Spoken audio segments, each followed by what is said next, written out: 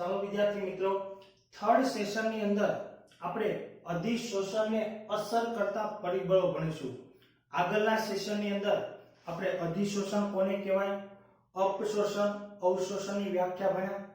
આ ઉપરાંત અધિશોષણ થવા માટેની ક્રિયાવિધિ, એમાં ઉષ્માગતિશાસ્ત્રનું પરિબળ અને બીજું આપણે જે સંપર્ક સપાટી હોય એમના ક્ષેત્રફળની વાત કરી.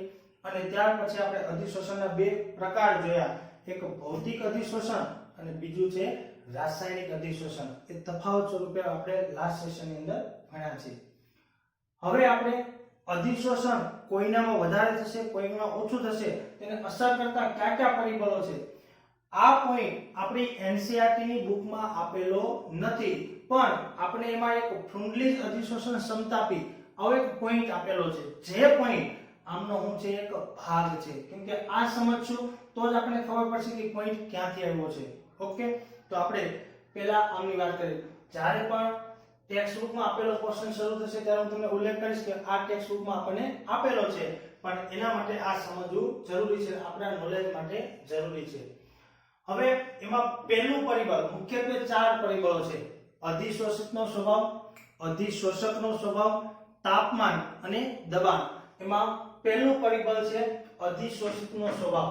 હવે આગળના સેશનમાં આપણે ભણ્યા છે તો આપણે ખ્યાલ જ છે કે જે વાયુનું પ્રવાહીકરણ ઝડપી થાય તેનું અધિશોષણ કેવું થશે, વધુ થશે.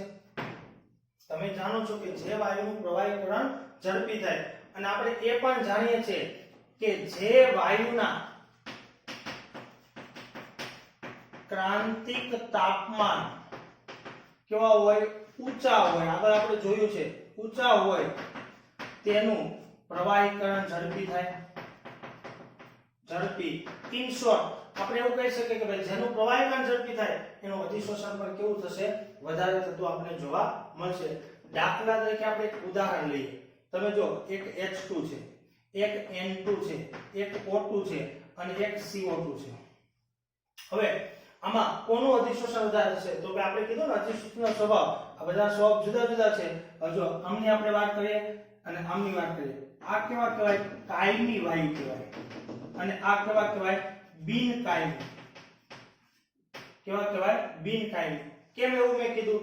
કારણ કે તમે જો આ એક જ પ્રકારના પરમાણુથી બનેલા છે, જે કુદરતમાં તત્વ સ્વરૂપે અસ્તિત્વ ધરાવે છે. એક જ પ્રકારના પરમાણુ અને કુદરતમાં તત્વ સ્વરૂપે અસ્તિત્વ ધરાવે છે. આ એક કરતા વધારે પરમાણુના બનેલા છે, જેને શું કહેવાય, બિન કાયમી. એક જ પ્રકારના હોય તેને શું કહેવાય, કાયમી. દાખલા તરીકે Cl2 છે, એ પણ કાયમી વાયુનું ઉદાહરણ થશે. હવે આપણે એ પણ જાણીએ છીએ કે કાયમી વાયુ કરતા બિન કાયમી વાયુના ક્રાંતિક તાપમાન કેવો હોય, ઊંચા હોય. ક્રાંતિક તાપમાન આપણે શું કહે છે, Tc કેવો હોય, ઊંચા હોય, તો એનું પ્રવાહીકરણ કેવું થાય, વધારે. જ્યારે આપણે પ્રવાહીકરણનો આલેખ દોર્યો હતો ને એમાં પણ CO2 નું ઉદાહરણ લીધું હતું. CO2 નું પ્રવાહીકરણ કેવું થાય, વધારે, કેમ કે એના સ્વભાવને કારણે. હવે આ ત્રણની આપણે કમ્પેરિઝન કરીએ તો આ ત્રણે ત્રણ કાયમી વાયુ હોય તો કાયમી વાયુમાં પછી આપણે જોવાનું કોનું દળ વધારે. જેનું દળ વધારે એનું પ્રવાહીકરણ કેવું થતું હોય, ઝડપી થતું હોય. એટલે હાઇડ્રોજન કરતા નાઇટ્રોજન અને નાઇટ્રોજન કરતા ઓક્સિજન નું કેવું થશે, વધારે થશે. કેમ કે આનો આણ્વિક દળ 2, આનું 28 અને આનું કેટલું થશે, 32 આપણને જોવા મળશે. ટૂંકમાં એનો સ્વભાવ કેવો છે ને એના ઉપર ડિપેન્ડ કરે છે. આ ફર્સ્ટ પરિબળ છે. ચાલો સેકન્ડ ની વાત કરીએ. અધિશોષકના સ્વભાવ ઉપર. તમે લીધેલો અધિશોષક કેવો છે ને એના ઉપર પણ ડિપેન્ડ કરે છે. હવે આપણે જાણીએ છીએ કે વિશિષ્ટ ક્ષેત્રફળ વધુ તેમ અધિશોષણ વધારે. તેમ વધારે. હવે તમને જો એ નવો શબ્દ આવ્યો, વિશિષ્ટ ક્ષેત્રફળ, કોને કહેશું?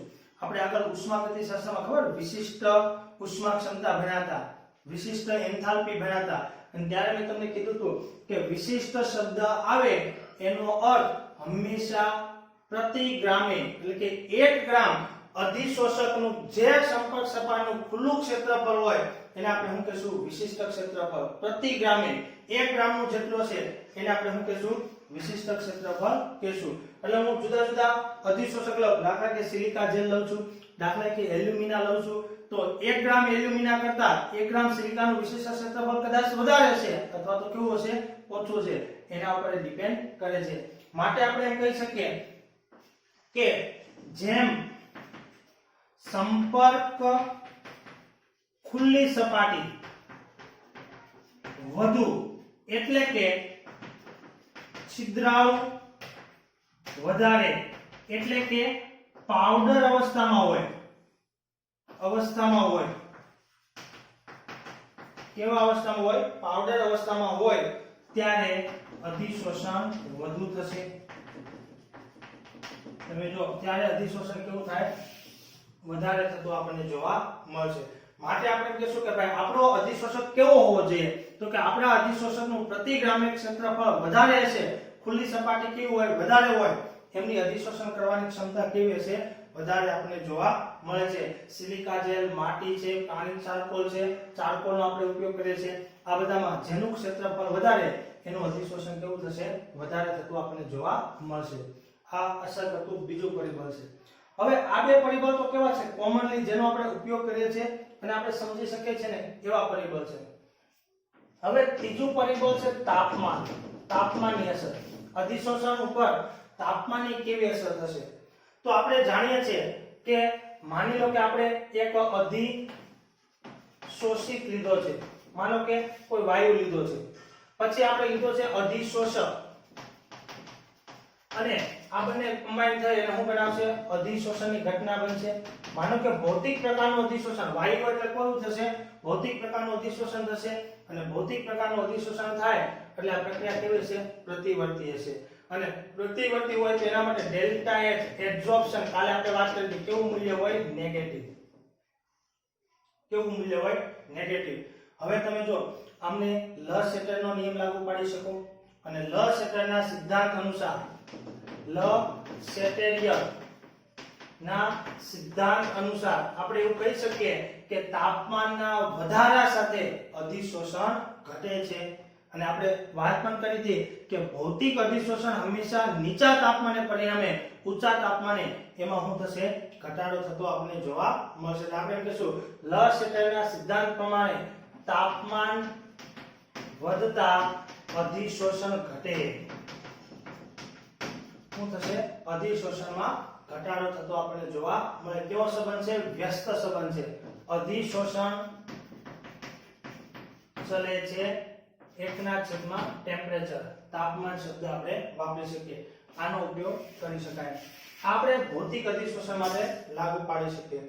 હવે તમે જો કે તાપમાન, આ જે અધિશોષણ છે ને, અધિશોષણને આપણે x/m વડે દર્શાવશું. પ્રતિ ગ્રામ અધિશોષક વડે થતું અધિશોષણ એક ટર્મ છે કે x/m, જેને શું કહેવાય, અધિશોષણ ની માત્રા પ્રતિ ગ્રામ અધિશોષક દ્વારા, એટલે કે 1 ગ્રામ અધિશોષક દ્વારા જે અધિશોષણ થાય છે એને આપણે શું કહીશું, x/m, જ્યાં x એ અધિશોષિતનું વજન અને m એ અધિશોષકનું વજન, આ બેનો ગુણોત્તર એને આપણે કહીશું પ્રતિ ગ્રામ અધિશોષક વડે થતું અધિશોષણ. તો હવે આ ટર્મનો આપણે શું ઉપયોગ કરશું, તો કે x/m વર્સિસ આપણે t નો આલેખ દોરીએ. જો x/m એટલે શું છે, અધિશોષણની માત્રા, કેટલું અધિશોષણ થાય છે, અને t સાથેનો આપણે એનો આલેખ દોરીએ. તો મને કહો ભૌતિક અધિશોષણમાં આ આલેખ કેવો મળશે, તો કે અહીંયા હું x/m લઉં છું, અહીંયા હું લઉં છું t. તો તમે જો કે જેમ જેમ તાપમાન વધે એમ અધિશોષણની માત્રા ઘટે છે. તો મને કહો આલેખ કેવો મળશે, કંઈક આવા પ્રકારનો આલેખ મળશે. તમે જો શરૂઆતમાં તાપમાન ઓછું છે તો અધિશોષણની માત્રા કેવી છે, વધારે. તાપમાનના વધારા સાથે અધિશોષણ શું થશે, ઘટતું આપણને જોવા મળે છે. તમે જો આલેખનું પણ મહત્વ છે. આ ચેપ્ટરની અંદર થિયોરેટિકલ ચેપ્ટર છે, માટે આમાં જે ટ્વિસ્ટ કરેલા પ્રશ્ન આપણે પૂછી શકાય એવો આલેખ પૂછી શકે. તમને પૂછે આ આલેખ કોના માટેનો છે, તો આપણે કહી શકીએ ભૌતિક અધિશોષણ માટેનો છે. પરંતુ આપણે કાલે તફાવતમાં વાત કરી હતી કે ભૌતિક અધિશોષણ છે ને નીચા તાપમાને પરિણામે તાપમાન વધતા રાસાયણિક અધિશોષણમાં કન્વર્ટ થઈ જાય છે, અથવા તફાવતમાં કીધું હતું કે ભૌતિક અધિશોષણ હંમેશા નીચા તાપમાને જ પરિણામે, પરંતુ રાસાયણિક અધિશોષણ શરૂઆતમાં શું થાય છે, વધે છે અને ત્યાર પછી શું થાય છે, એમાં ઘટાડો થતો જોવા મળે છે. જ્યારે ભૌતિક અધિશોષણ તો હંમેશા તાપમાનના વધારા સાથે ઘટે છે, જ્યારે રાસાયણિક અધિશોષણમાં રાસાયણિક બંધ પ્રકારના બંધ છે, એમાં એક વિશિષ્ટ પ્રકારની સક્રિયકરણ ઊર્જાની જરૂર છે. તો શરૂઆતમાં તાપમાન આપશો ને તેમની વચ્ચે જે રાસાયણિક બંધ છે કે વધારે બનવાનો પ્રયત્ન કરશે, પણ એક સમયે શું લગશે, ઘટવા આપણને જોવા મળશે. એટલે હું જો રાસાયણિક અધિશોષણ માટે આલેખ દોરું તો આનો આ જ આલેખ આવો મળશે. તમે જો કે અહીંયા હું લઉં છું x/m, અહીંયા હું લઉં છું t. તો જો શરૂઆતમાં શું થશે, વધે, અને પછી શું થશે, ઘટશે. પહેલા હું છું ધીમે ધીમે આ રાસાયણિક અધિશોષણ માટે છે, અહીં લખું છું રાસાયણિક અધિશોષણ માટે, અને આ ભૌતિક અધિશોષણ માટે.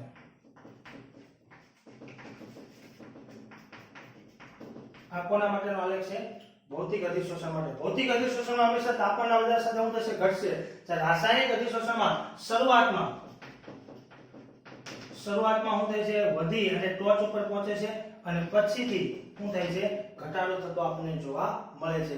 પરીક્ષામાં પૂછી પણ શકાય કે આ બે આલેખો તમને ઓપ્શનમાં આપ્યો અને પૂછવું હોય કે ભાઈ આમાંથી કયો આલેખ રાસાયણિક અધિશોષણ માટેનો છે, તો આ રાસાયણિક અધિશોષણ માટે પહેલા વધે છે અને પછી એમાં શું થશે, ઘટાડો થતો જોવા મળશે. જ્યારે આમાં કન્ટિન્યુ શું થાય છે, ઘટાડો થતો આપણને જોવા મળશે.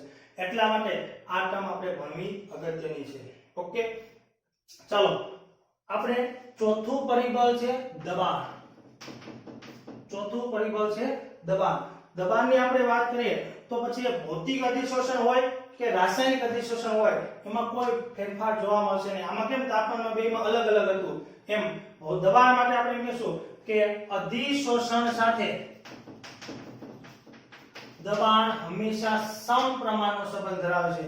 જેમ દબાણ વધારશો એમ અધિશોષણની માત્રામાં હંમેશા શું થશે, વધારો થતો આપણને જોવા મળશે. પ્રાયોગિક રીતે પુરવાર પણ થયું છે કે અધિશોષણની માત્રા, હવે તમે આ પદને ઓળખો છો x/m, બરાબર.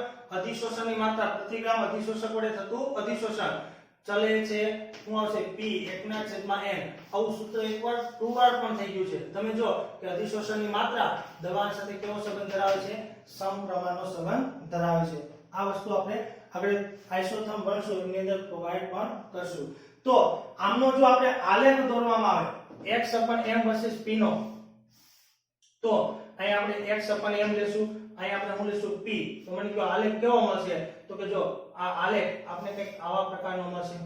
શું કામ, કેમ કે શરૂઆતમાં દબાણ ઓછું છે, બરાબર, પછી ધીમે ધીમે દબાણમાં શું થશે, વધારો થશે. આ રીતે આપણે વાત કરી શકીએ. હવે અહીંયા તમે જો કે તાપમાનનો સંબંધ જોઈએ છે, તો અહીંયા આપણે કહીશું કે p કેવું હશે, અચળ. p કેવું હશે, અચળ. કેમ કે જ્યારે પણ એક પરિબળની સરખામણી કરતા હોય ત્યારે બીજાને આપણે અચળ લેવું પડે. એમ અહીંયા આપણે કોને અચળ લેશું, તો કે t અચળ લેશું. કેમ કે અચળ તાપમાને દબાણના ફેરફાર સાથે અધિશોષણમાં કેટલો ફેરફાર થાય છે એનો આપણે અભ્યાસ કરીએ છીએ. માનો કે આ T1 તાપમાન હોય, માનો કે T2 તાપમાન આપણે લઈ લઈએ તો આવો આલેખ મળશે, T3 તાપમાન લઈએ તો આપણે આવો આલેખ પ્રાપ્ત થશે. તો આ રીતે પણ આપણે આલેખ દોરી શકીએ છીએ, જ્યાં આપણે એવું કહી શકીએ કે T1, T2 અને T3 વચ્ચે કેવો સંબંધ છે એ આપણે નક્કી કરવું હોય તો જો આપણે હું લીટી દોરી દઉં છું, આ એક લીટી દોરી દીધી. તમે જાણો છો અહીં દબાણ મેં કેવું લખ્યું છે, અચળ. જેટલું અહીંયા છે એટલું દબાણ અહીંયા છે કે નહીં, દબાણ અચળ થઈ ગયું. હવે તમે લંબાવો. હવે મને કહો કે T1 તાપમાને અધિશોષણ કેવું છે, વધારે. T2 તાપમાને કેવું છે, ઓછું. T3 તાપમાને કેવું છે, એના કરતા પણ ઓછું. માટે આપણે શું કહી શકીએ કે જેમ તાપમાન વધે એમ અધિશોષણની માત્રા ભૌતિક અધિશોષણમાં શું થાય છે, ઘટે છે. માટે આપણે કહીશું કે તાપમાનના વધારા સાથે અધિશોષણ ઘટે છે. એટલે T1 કરતા T2 મોટું હોય તો જ અધિશોષણ કેવું હોય, ઓછું હોય ને. કેમ કે આપણે જાણીએ છીએ કે આ ટર્મ શું છે, આ જે ટર્મ છે એ શું છે, અધિશોષણની માત્રા છે. અને જો આ તાપમાન એટલી છે તેના કરતા અહીં કેવી થઈ ગઈ, ઓછી થઈ ગઈ. યાદ રાખજો, કોઈ પણ આલેખમાં આપણે એનું મેઝરમેન્ટ કરવું હોય તો હંમેશા x અક્ષને પેરેલલ અથવા તો y અક્ષને પેરેલલ એક લાઈન દોરી દેશું એટલે એક પદ કેવું થઈ ગયું અચળ અને સરખામણી કરીને આપણે એને ઓળખી શકીએ છીએ ચાલો સમજ પડે છે આમાં ઓકે તો આ દબાણ સાથેનો આપણે હું ભણ્યા સંબંધ ભણ્યા હવે આ દબાણ અને અધિશોષણની માત્રા નો જથ્થાત્મક સંબંધ આપણે આલેખ દ્વારા સમજૂતી મળે છે જેને આઇસોથર્મ કહેવામાં આવે છે જેને શું કહેવામાં આવે છે આઇસોથર્મ કહેવામાં આવે છે આવા આઇસોથર્મ બે પ્રકારના છે એક ફ્રુન્ડલીજ અને બીજું છે લેંગમૂર આપણી ટેક્સ્ટબુકમાં માત્ર ફ્રુન્ડલીજ જ આપ્યું છે માત્ર શું આપ્યું છે ફ્રુન્ડલીજ આપ્યું છે આનો આપણે અભ્યાસ આપેલો છે પણ આપણે બંને ભણશું પણ ફ્રુન્ડલીજ અગત્યનું છે જ્યારે લેંગમૂર એટલું બધું ઇમ્પોર્ટન્સ નથી પણ સમજવાનો બંનેનો પ્રયત્ન આપણે કરીશું ઓકે ચાલો અહીંથી કન્ટિન્યુ કરીએ છીએ ચાલો હવે આપણે પહેલા આઇસોથર્મની વાત કરીએ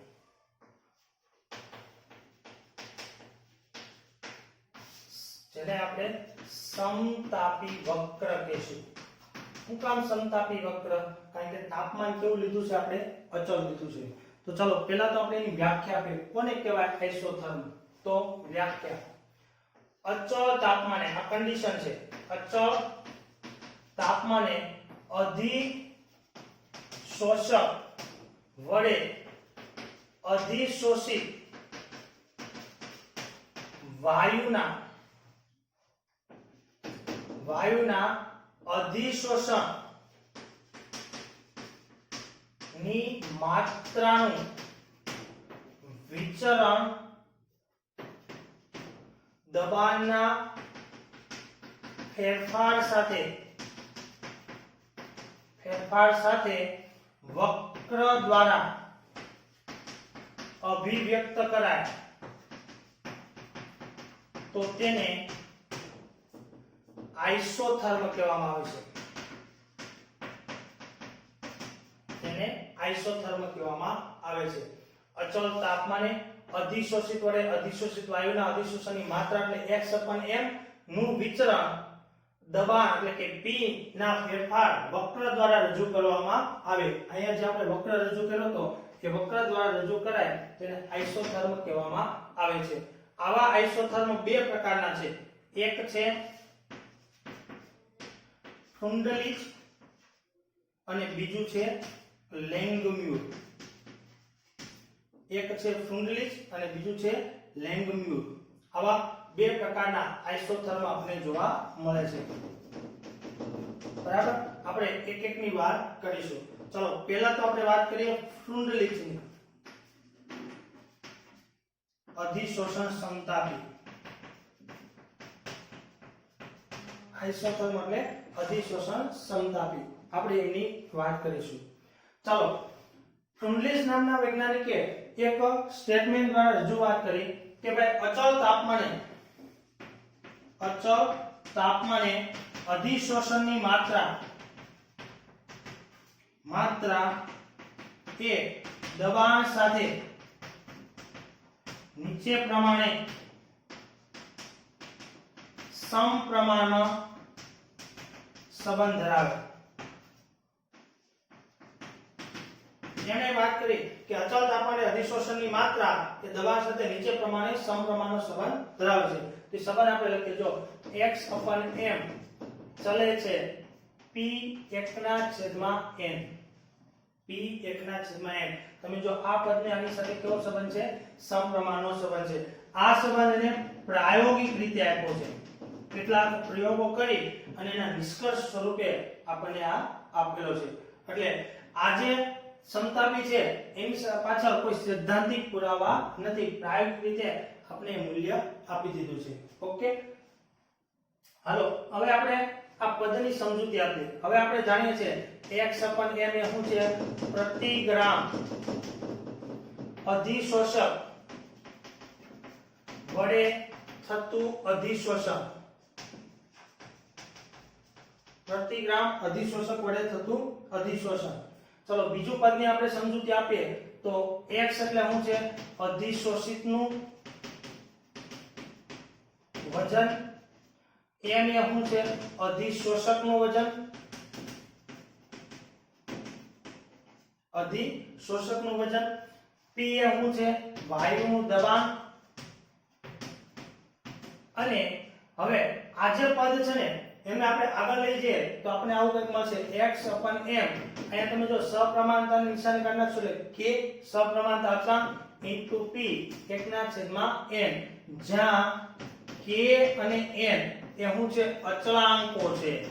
કેવા છે અચળાંકો છે.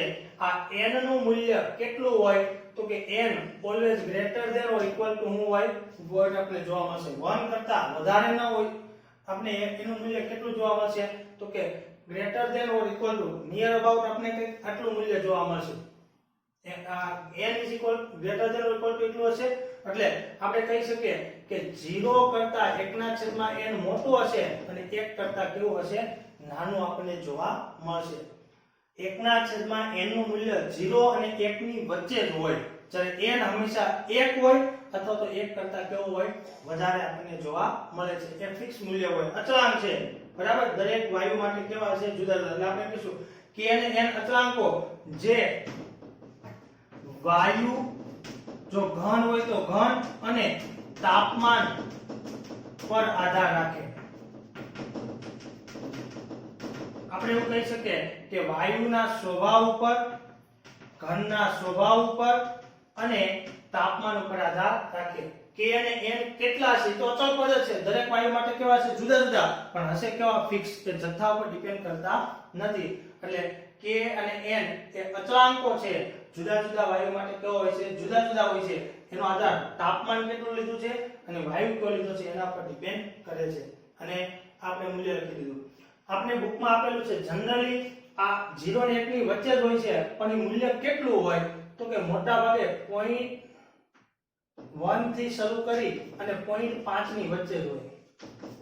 કેટલું હોય છે 0.1 થી શરૂ કરી અને 0.5 ની વચ્ચે જ હોય છે. આપણે ટેક્સ્ટ બુકમાં પણ એનો શું કર્યો છે ઉલ્લેખ કરેલો છે.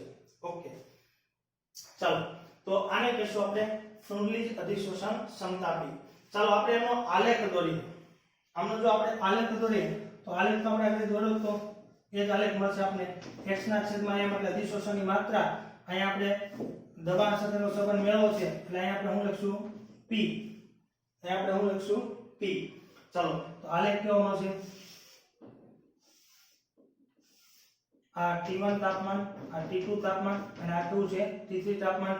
જ્યાં T1 કરતા T2 અને એના કરતા T3 કેવું હશે મોટું આપણે જોવા મળશે. T આપણે કેવું લીધું છે અચળ લીધેલું છે. આને કહેશું આપણે સમતાપી વક્ર. અચળ તાપમાને આલેખ જ્યારે વક્ર મળે તેને સમતાપી વક્ર કહેવામાં આવે છે. આ ફ્રુન્ડલીજનું આ છે. હવે આની અંદર જે બે અચળાંકો છે k અને n આપણે શોધવા હોય તો અચળાંક k અને n શોધવા માટે સમીકરણને લોગ લાગુ પાડી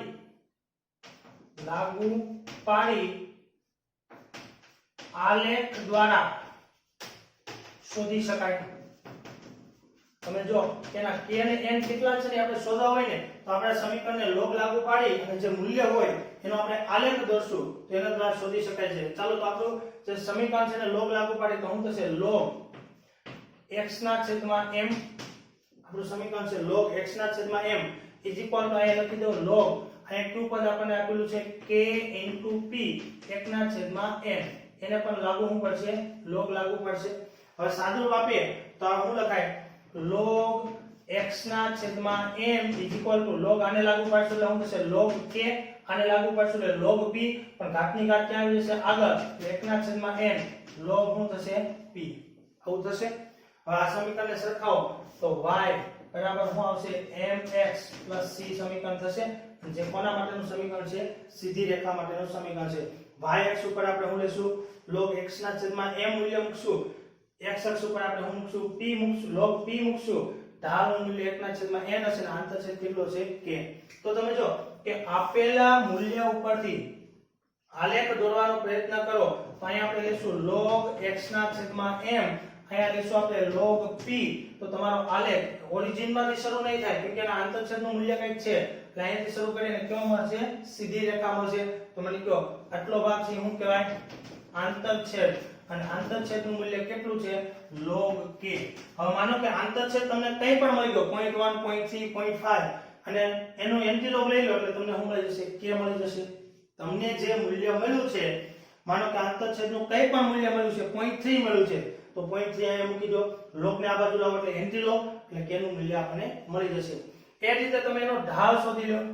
માનો કે a અને b આ ખૂણો કેટલાનો છે થીટા અથવા તો q આપણે કહી શકીએ q અથવા તો થીટા. તો એના ઢાળનું મૂલ્ય કેટલું થશે તો કે ઢાળ બરાબર કેટલા આવશે તો કે 1/n. તમને જો ઢાળ જાણો છો તો આને અહીં આવવા દો, ઢાળને છેદમાં જ આવવા દો તો તમને n પણ મળી જશે.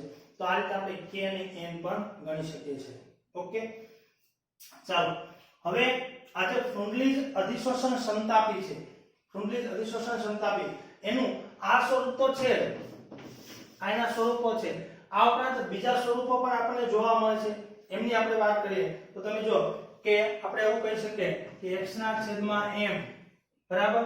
માની લો કે x/n ચલે છે, હું આ લખીશ p અને અહીંયા લખીશ કે ભાઈ n બરાબર કેટલા છે 1 અને n બરાબર 1 છે ને ઘાત કેટલી આવી જશે 1 કેમ કે 1/1 એટલે આવું થશે. એટલે આપણે કહીશું કે જ્યારે n નું મૂલ્ય 1 હોય ત્યારે આ એની સાથે કેવો સંબંધ ધરાવશે સમપ્રમાણનો સંબંધ. તમે સમજી શકો છો કે તો સપ્રમાણતા અંદર જતો હશે આ મૂલ્ય કેવું થઈ જશે 1 કેમ કે n બરાબર 1 તો 1/n બરાબર પણ કેટલા થશે 1 બરાબર. જે નીચા દબાણે હશે, નીચા દબાણે કેવું હશે નીચા દબાણે આપણે જોવા મળશે. તમે જો કે આલેખ દ્વારા આપણે સમજીએ કોઈ એક તાપમાન આપણે લઈ લઈએ,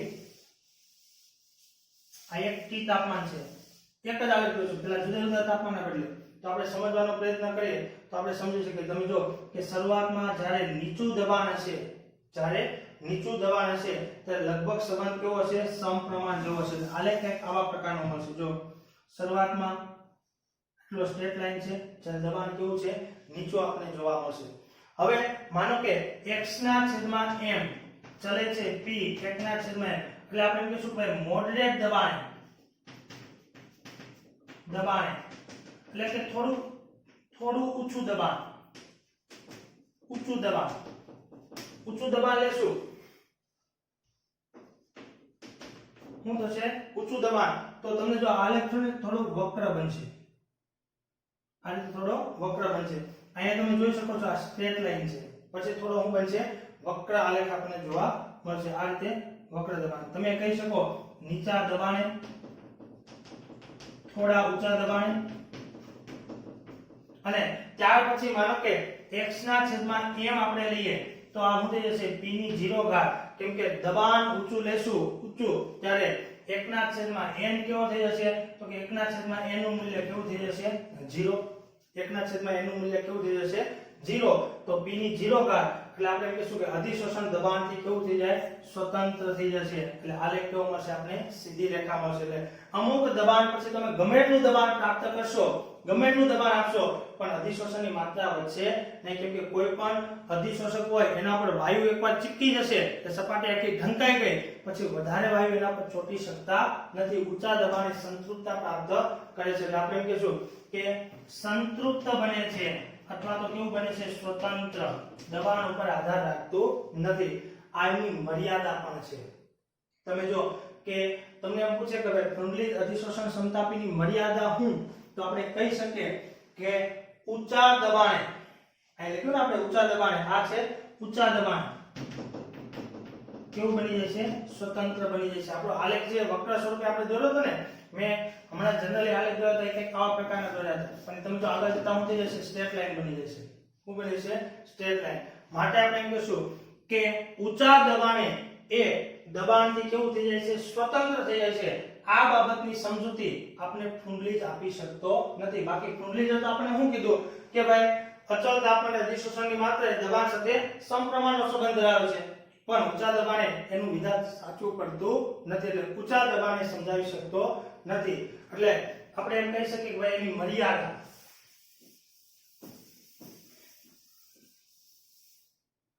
તમને કોઈ પૂછે તો કહી શકાય મર્યાદા. ઊંચા દબાણે ફ્રુન્ડલીજ અધિશોષણ